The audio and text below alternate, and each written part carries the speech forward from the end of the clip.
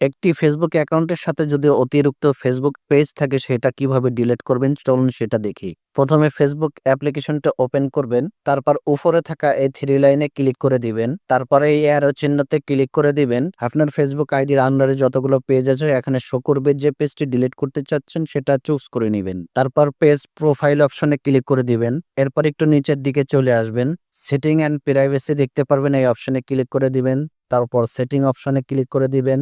Setting open হয়ে গেলে এখান থেকে স্ক্রল করে একটু নিচের দিকে চলে আসবেন। তারপর এখানে দেখতে পারবেন অ্যাক্সেস এন্ড কন্ট্রোল নামে একটা অপশন রয়েছে, জাস্ট এখানে ক্লিক করে দিবেন। তারপর এখান থেকে তিনটা অপশন দেখতে পারবেন, আপনি যেহেতু পেজটা ডিলিট করে দিবেন লাস্টের অপশনটা বেছে নেবেন। তারপর নিচে থেকে কন্টিনিউ অপশনে ক্লিক করে দিবেন। এরপর এখানে পাঁচটা অপশন চলে আসবে, যে কোনো একটা অপশন বেছে নেবেন। তারপর আবারও কন্টিনিউতে ক্লিক করে দিবেন, তারপর আবারও কন্টিনিউতে ক্লিক করে দিবেন। এখন এই জায়গায় আমাদেরকে ফেসবুকের অ্যাকাউন্টের পাসওয়ার্ডটা দিতে হবে। এখানে আসার পর কোনো প্রকার স্ক্রিন রেকর্ড করলে সেটা ব্ল্যাক হয়ে যাবে। পাসওয়ার্ড দেওয়া হয়ে গেলে কন্টিনিউতে ক্লিক করে দিতে হবে।